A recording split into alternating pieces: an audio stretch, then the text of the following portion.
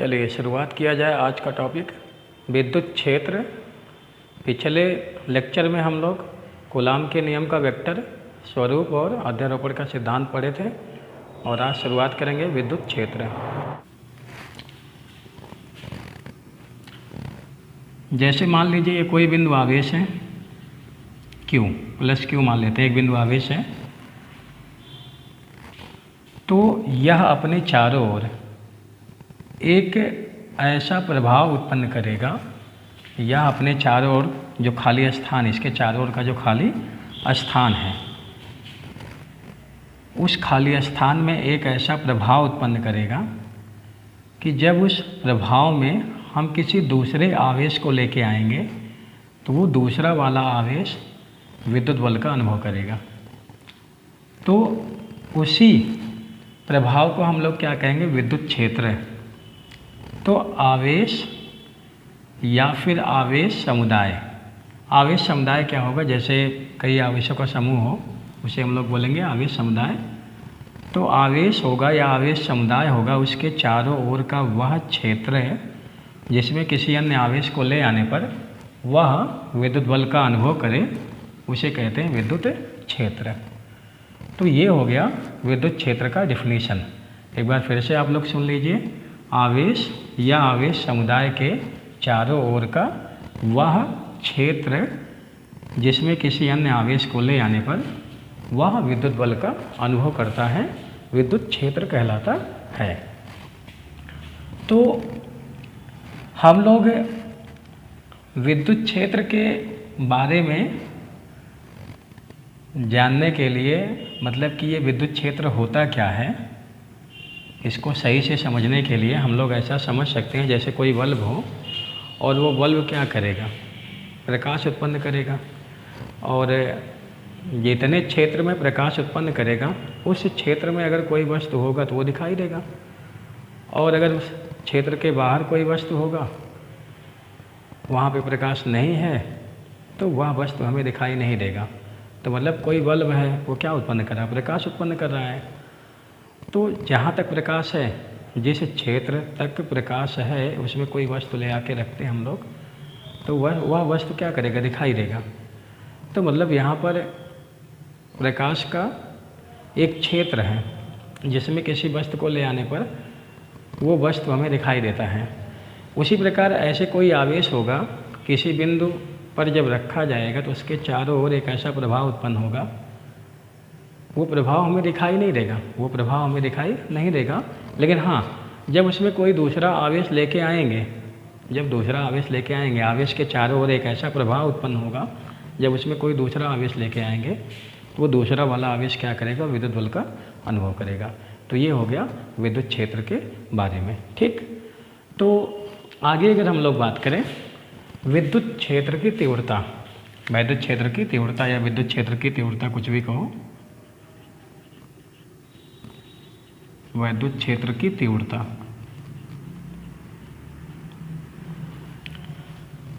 तो विद्युत क्षेत्र की तीव्रता क्या होता है भाई? तो जैसे मान लीजिए कोई आवेश है, जैसे मान लीजिए कोई आवेश है, यहाँ पर है, और इसके चारों ओर क्या उत्पन्न हो गया? विद्युत क्षेत्र, इसका प्रभाव उत्पन्न हो गया, जैसे हम लोग क्या कहेंगे? विद्युत क्षेत्र कहेंगे। तो इस विद्युत क्षेत्र में हमने क्या रखा? धन परीक्षण आवेश। इसे हम लोग कहते हैं अनंत सूक्ष्म आवेश, मतलब ये बहुत ही छोटा आवेश है। इसको किसी भी आवेशित वस्तु के पास ले आने पर ऐसा हम लोग मान सकते हैं कि उस वस्तु पर जो आवेश का वितरण होगा उस पर कोई प्रभाव नहीं पड़ेगा।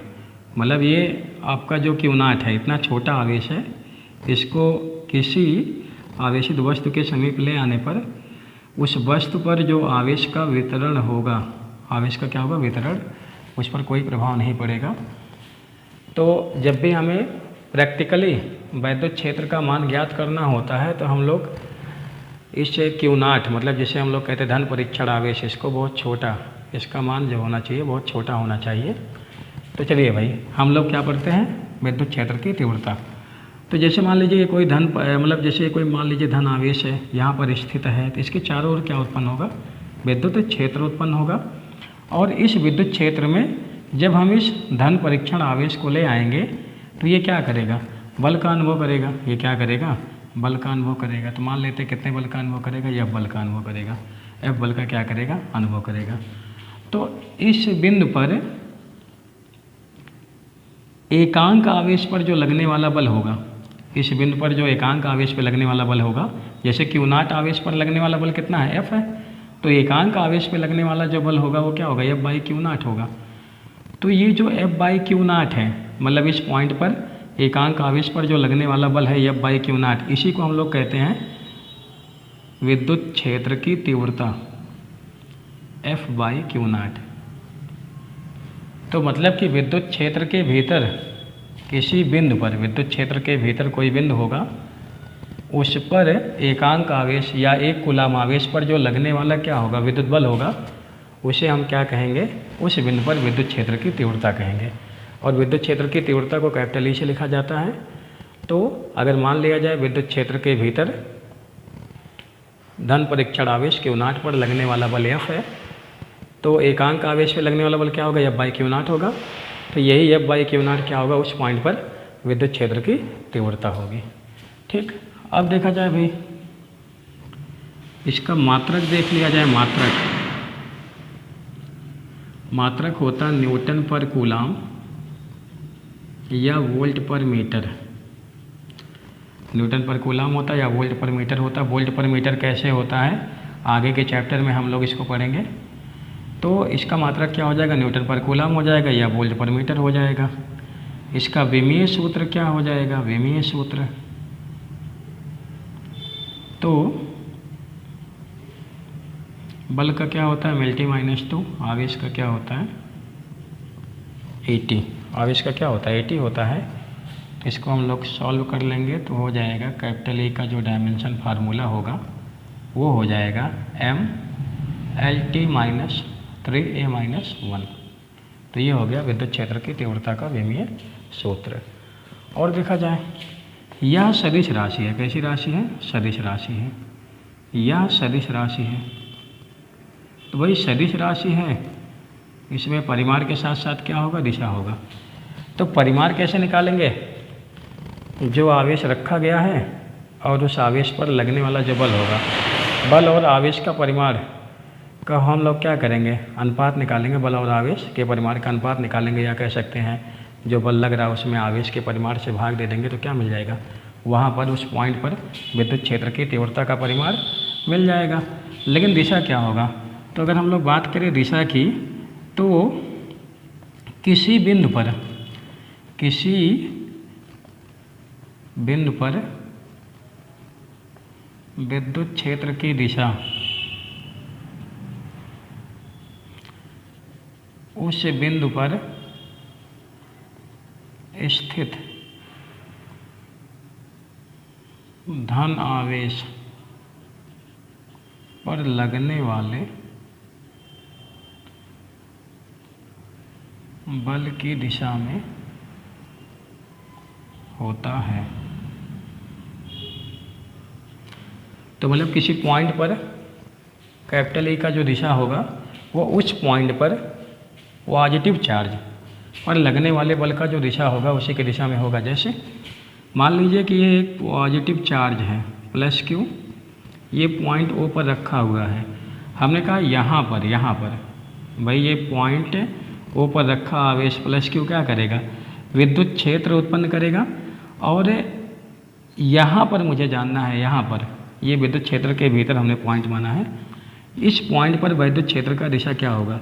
तो सबसे पहले हम लोग यहाँ पे क्या रखेंगे, कोई पॉजिटिव चार्ज, और पॉजिटिव चार्ज हम लोग क्या रखेंगे, धन परीक्षण आवेश।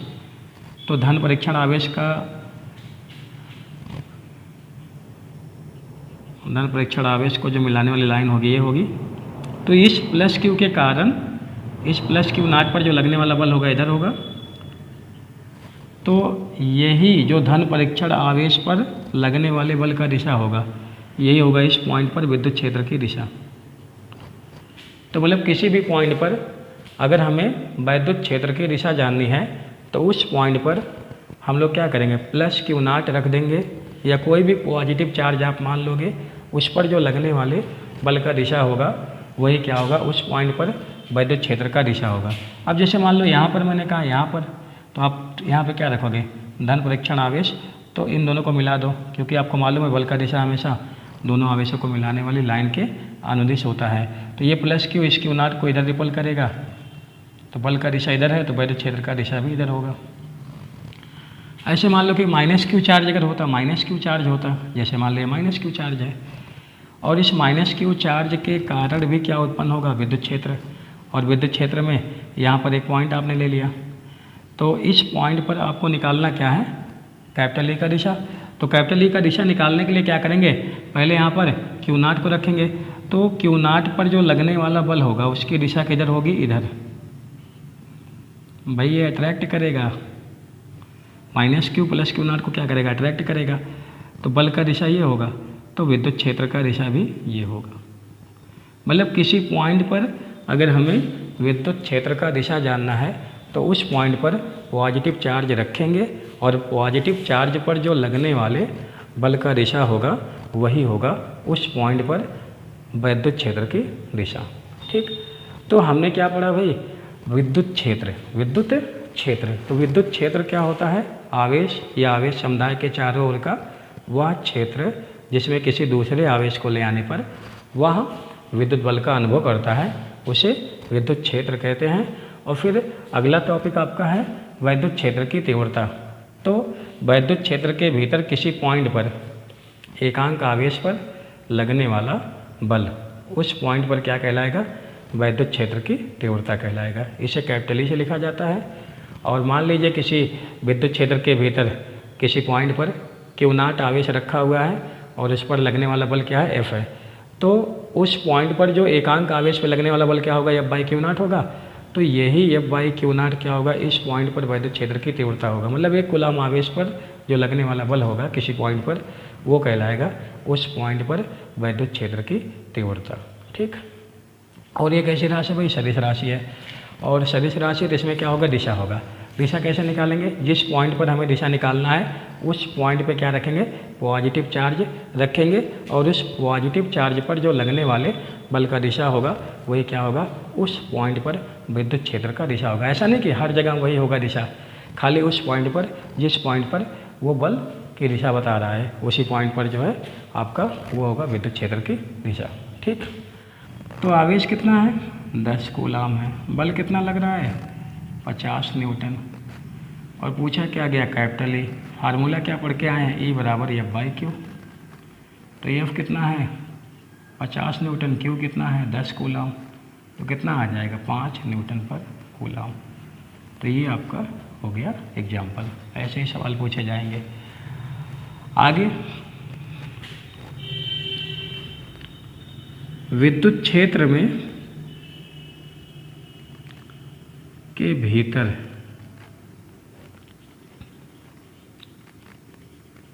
किसी बिंदु पर स्थित आवेश पर लगने वाला बल, पर लगने वाला बल। अब जैसे मान लीजिए ये एक पॉइंट है, यहाँ पर विद्युत क्षेत्र कैपिटल ई है, यहाँ पर विद्युत क्षेत्र का जो मान है क्या है, कैपिटल ई है। अरे भाई विद्युत क्षेत्र की तीव्रता है, ठीक है, हम लोग विद्युत क्षेत्र की तीव्रता बार बार नहीं कहेंगे, विद्युत क्षेत्र कहेंगे तब भी आप लोग समझ जाइएगा ये विद्युत क्षेत्र की तीव्रता है।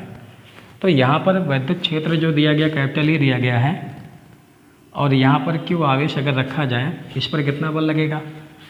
तो अभी अभी हम लोग क्या पढ़े हैं कि एकांक आवेश पर जो लगने वाला बल होता है वो क्या होता है, कैपिटल ई होता है। कैपिटल ई, एकांक आवेश पे कैपिटल ई बल लगेगा।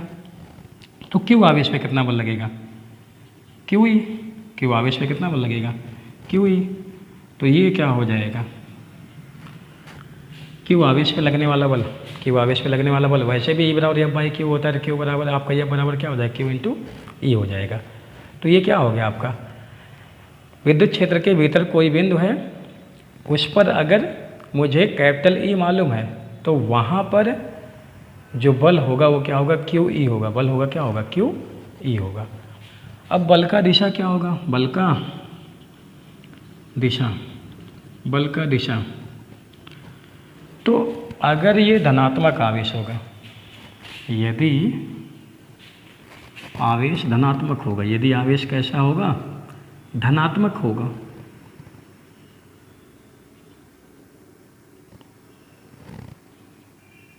तो बल की दिशा, बल की दिशा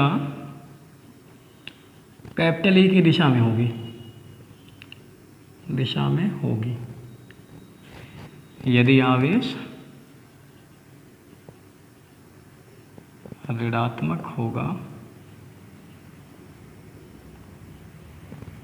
तो बल की दिशा कैपिटल ई के विपरीत दिशा में होगी, विपरीत दिशा में होगी। ठीक, जैसे मान लीजिए विद्युत क्षेत्र की दिशा इधर है और हमने क्या रखा, यहाँ पर कोई पॉजिटिव चार्ज रखा, इस पॉइंट पर कोई पॉजिटिव चार्ज रखा, यहाँ पर कोई पॉजिटिव चार्ज अगर रख दिया, इस पर बल किधर लगेगा, इधर लगेगा।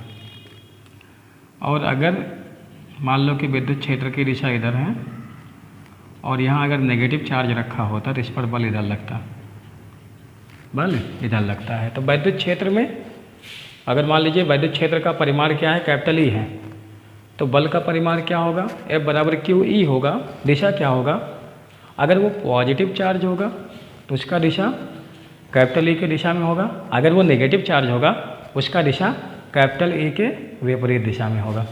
इस बात को एकदम आपको ध्यान में रख लेना है, क्योंकि आगे हम लोग इस पर बहुत सारे थ्योरी, बहुत सारे डेरिवेशन में ये बार बार आपको देखने को मिलेगा। तो ये चीज़ आप लोग स्क्रीनशॉट ले सकते हैं और स्क्रीनशॉट लेने के बाद आप लोग कॉपी में नोट कर लीजिएगा। तो हम लोग क्या क्या पढ़ चुके हैं आज, विद्युत क्षेत्र पढ़ें और विद्युत क्षेत्र के बाद विद्युत क्षेत्र की तीव्रता और विद्युत क्षेत्र के भीतर कोई बिंदु पर स्थित आवेश पर जो लगने वाला बल होगा, बल को भी पढ़ चुके हैं, बल का दिशा भी पढ़ चुके हैं। ठीक, अब जैसे मान लीजिए इस पर एग्जाम्पल एक कर लेते हैं, इस पर एक एग्जाम्पल कर लेते हैं भाई। तो चलिए एग्जाम्पल देख लेते हैं।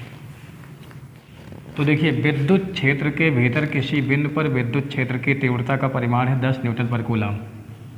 देखो जो दिया है उसे लिख लो, कैपिटल ई दिया है 10 न्यूटन पर कूलाम, किसी पॉइंट पर कैपिटल ई का वैल्यू क्या है 10 न्यूटन पर कूलाम है, और उस पॉइंट पर 1 कूलाम 1 किलोग्राम वाला कोई वस्तु है छोड़ा गया, आवेश कितना है 1 कूलाम है, उसका मास कितना है 1 किलोग्राम है, तो उस पर बल कितना लगेगा और उसका त्वरण क्या होगा। तो बल बताना है और एक्सीलरेशन बताना है। तो भाई F बराबर क्या होता है Q इंटू ई, F बराबर क्या होता है Q इंटू ई। Q कितना है 1 है, E कितना है 10 है, तो फाइनली आपका F आ गया 10 न्यूटन। F कितना आ गया 10 न्यूटन आ गया। और F बराबर क्या होता है ma से, F बराबर आपका क्या होता है ma होता है, तो F कितना आया 10 आया, 1 आपका मास है और A यहाँ से आ गया 10, A कितना आ गया 10 मीटर पर सेकंड स्क्वायर। तो यहाँ से उस वस्तु का जो त्वरण आया कितना आया 10 मीटर पर सेकंड स्क्वायर आया। अब यहाँ पर जो है देखिए और भी सवाल आपसे पूछे जा सकते हैं, ठीक है। जैसे मान लो कि तीनों इक्वेशन है, 3 इक्वेशन v बराबर u plus A T, S बराबर U T plus half A T square, V square बराबर यू स्क्वायर प्लस 2as, इन सभी इक्वेशन पर भी आधारित सवाल आपसे पूछे जा सकते हैं। जैसे कह दिया कि वहाँ विरामावस्था से छोड़ा गया तो 10 सेकंड बाद भी कितना हो जाएगा, तो मतलब ऐसे सवाल आपसे पूछे जा सकते हैं, ठीक। या फिर जो है देखिए कहेगा कि 10 सेकंड बाद उसका विस्थापन कितना हो जाएगा, इतना विस्थापन के बाद उसका वेग कितना हो जाएगा, तो इन सब टाइप के सवाल आपसे पूछे जा सकते हैं। तो कुल मिलाकर के यहाँ पर कोई विद्युत क्षेत्र दिया गया होगा और विद्युत क्षेत्र का परिमाण दिया होगा किसी पॉइंट पर, वहाँ पर आवेश रखना होगा, आवेश का वैल्यू दिया गया होगा और कितना बल लगेगा, दिशा क्या होगा आपसे पूछा जाएगा। बिंदु आवेश के कारण विद्युत क्षेत्र की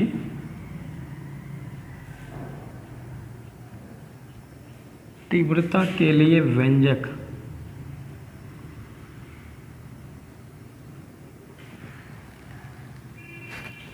अब देखिए कोई बिंदु आवेश होगा, जैसे मान लेते हैं एक बिंदु आवेश है प्लस क्यू है, और मान लो कि यह एक ऐसे माध्यम में स्थित है जिसका परावर्तनांक k है। तो ये बिंदु O पर स्थित है और जिस माध्यम में स्थित है उसका परावर्तनांक क्या है, k है। तो इसको लिख देंगे, माना एक बिंदु आवेश Q बिंदु O पर एक ऐसे माध्यम में स्थित है जिसका परावर्तनांक k है, जिसका परावर्तनांक क्या है, k है। फिर देखो भाई, माना बिंदु O से स्मॉल r दूरी पर एक बिंदु P है, यहाँ से यहाँ तक की दूरी कितनी है, P है। तो माना O से स्मॉल r दूरी पर एक बिंदु P स्थित है, एक बिंदु P स्थित है। हमें बिंदु P पर वैद्युत क्षेत्र की तीव्रता ज्ञात करनी है, वैद्युत क्षेत्र की तीव्रता ज्ञात करनी है। इसके लिए बिंदु P पर यदि Q नॉट आवेश माना जाए तो Q नॉट आवेश पर लगने वाला वैद्युत बल या विद्युत बल, जो भी लिखो भाई, वैद्युत बल या विद्युत बल, तो F बराबर क्या हो जाएगा, यहाँ लिखते हैं F बराबर क्या हो जाएगा, 1/4 पाई एप्सिलॉन 0 के। Q1 क्या है, Q है, और यहाँ पर एक आवेश अपने मन से मान लियो Q नॉट अपनी सुविधा के लिए, और बल इधर लगेगा। तो बताओ भाई, बल का फार्मूला क्या था, 1/4 पाई एप्सिलॉन 0 के। Q1 क्या है, Q है, Q2 क्या है, Q नॉट, और दूरी क्या है, R, तो R का स्क्वायर हो जाएगा। ये तो Q नॉट आवेश पर लगने वाला बल है, लेकिन मुझे क्या चाहिए, एकांक आवेश पर लगने वाला बल। तो एकांक आवेश पर लगने वाला बल अगर आपको निकालना है तो क्या करना है, Q नॉट से भाग दे दिया जाए। तो अतः P पर वैद्युत क्षेत्र की तीव्रता E बराबर हो जाएगा F बाई Q नॉट। तो F आपका है 1/4 पाई एप्सिलॉन 0 के Q not by R square, और पूरे का अपान हो जाएगा Q नॉट से Q नॉट क्या हो गया, कैंसिल। तो फार्मूला आ गया 1/4 पाई एप्सिलॉन 0 के Q बाई R स्क्वायर। तो मतलब अगर मुझे कोई बिंदु आवेश Q किसी पॉइंट पर रखा हुआ मालूम हो, ये मालूम हो और इससे दूरी मालूम हो, मतलब कितनी दूरी पर क्या निकालना है, विद्युत क्षेत्र की तीव्रता निकालनी है, R मालूम हो, और माध्यम मालूम हो कौन से माध्यम में आवेश रखा हुआ है, तो हम आसानी से किसी भी पॉइंट पर वैद्युत क्षेत्र की तीव्रता ज्ञात कर सकते हैं इस फार्मूले की सहायता से। अब अच्छा, इसमें देखा जाए यदि माध्यम क्या हो, यदि माध्यम निर्वात या वायु हो तो K का वैल्यू क्या होगा, 1 होगा। K का वैल्यू क्या होगा, 1 होगा। तो बताइए इस पॉइंट P पर विद्युत क्षेत्र की तीव्रता का जो फार्मूला होगा वो K के स्थान पर आप 1 रख दोगे तो आ जाएगा Q by R square, Q by R square. तो ये हो गया पॉइंट चार्ज के कारण किसी पॉइंट पर, मतलब उससे कुछ दूरी पर किसी बिंदु पर विद्युत क्षेत्र की तीव्रता। तो हो गया 1/4 pi epsilon 0 Q by R square. अब दिशा की बात किया जाए तो दिशा निकालना आपको आता है। अगर बात किया जाए दिशा की तो पॉइंट P पर दिशा क्या होगा, तो ओ से पी की ओर, ओ से पी की ओर अगर दिशा देखा जाए, ओ से पी की ओर। अच्छा, यदि ओ पर स्थित आवेश माइनस क्यू हो तो दिशा क्या हो जाएगा? अगर ये माइनस क्यू आवेश होता, अगर ये प्लस क्यू आवेश ना होता, माइनस क्यू आवेश होता, तो बताइए इस पॉजिटिव चार्ज क्यू नॉट पर लगने वाले बल का दिशा इधर होता, पी से ओ की ओर होता कि नहीं होता? बिल्कुल होता भाई। तो दिशा क्या होता? पी से ओ की ओर, पी से ओ की ओर। ठीक, तो ये हो गया आपका बिंदु आवेश के कारण विद्युत क्षेत्र की तीव्रता। इस फार्मूले को याद कर लेना है, क्योंकि ये फार्मूला आपको आगे बार बार मिलने वाला है। तो एक बार फिर से मैं रिवीजन कर देता हूँ इसका, कि मतलब क्या करना आपको। देखो, ये जो लिखा गया है आप इसका स्क्रीनशॉट ले करके आप लोग पूरा कॉपी में नोट करेंगे अच्छे से, क्योंकि एग्ज़ाम में जब भी आएगा ये डेरिवेशन करने के लिए तो आपको इतना लिखना पड़ेगा कि आप किसको क्या माने हो, ये आपको बताना पड़ेगा बोर्ड के एग्ज़ाम में, तब जा कर के आपको नंबर मिलेगा। ऐसा नहीं है कि मतलब कि आप आधा लिखो आधा छोड़ दो तो आपको नंबर मिलेगा। ठीक है, पूरा जो लिखा गया है। अब हाँ, ये ज़रूरी नहीं है कि आप जैसे लिखा गया है एकदम सेम टू सेम ऐसा ही लिखें। ये आपको समझ लेना है कि हमने एक बिंदु आवेश क्यों माना है और इसको पॉइंट ओ पर रखा हुआ मान लिया है, और ये जिस माध्यम में रखा हुआ है उसका परावृत्तांक मैंने के मान लिया है। अब ऐसा मान लिया गया है कि इस बिंदु ओ से आर दूरी पर एक बिंदु पी है, इस बिंदु पी पर हमें निकालना है विद्युत क्षेत्र की तीव्रता। तो इसके लिए हम लोग क्या करेंगे, पहले यहाँ पर एक आवेश क्यू नॉट मान लेंगे। क्यू नॉट आवेश मान लेने से फ़ायदा ये होगा कि हमें दो आवेशों के बीच लगने वाले बल का फार्मूला मालूम होता है, तो क्यू नॉट आवेश पर लगने वाला बल मुझे मिल जाएगा। और फिर क्या करेंगे, क्यू नॉट आवेश पर लगने वाला जब बल मिल जाएगा तो बल और क्यू नॉट में मतलब बल में क्यू नॉट से भाग दे देंगे, तो मुझे क्या मिल जाएगा, इस पॉइंट पर विद्युत क्षेत्र की तीव्रता। क्योंकि पिछले टॉपिक में आपको बताया गया था जब आप लोग हेडिंग पढ़े थे विद्युत क्षेत्र की तीव्रता, तो एकांक आवेश पे लगने वाला बल। अरे भाई, ये तो क्यू नॉट आवेश पे लगने वाला बल है, मुझे एकांक आवेश पे लगने वाला बल चाहिए, तो क्यू नॉट से भाग दे दो, तो आपका क्या आ जाएगा, ई आ जाएगा। तो ये जो ई है ये पॉइंट पी पर क्या होता है, विद्युत क्षेत्र की तीव्रता होता है। अब हमने क्या किया, माध्यम को निर्वात या वाई मान लिया। तो जब माध्यम को निर्वात या वाई मान लिया तो के का मान मैंने क्या रख दिया, एक रख दिया। फिर उसके बाद यहाँ से आपको मिल गया ई का वैल्यू। दिशा की बात किया जाए, दिशा आपको पहले ही बता दिया गया था, किसी पॉइंट पर जो बल का दिशा होगा और वो भी कौन से आवेश पे, धन आवेश पे, धन आवेश पर जो लगने वाले बल का दिशा होगा वही क्या होगा, उस बिंदु पर विद्युत क्षेत्र की दिशा होगी। अगर मान लो आपका ये आवेश कैसा होता, नेगेटिव होता, तो आपका नेगेटिव आवेश इस पॉजिटिव चार्ज को अपनी ओर अट्रैक्ट करता, जब अट्रैक्ट करता तो बल का दिशा इधर होता, तो कैपिटल ई का दिशा भी इधर होता। ठीक भाई, इसको आप लोग स्क्रीनशॉट लेके आप लोग पूरा कॉपी में नोट कर लीजिए।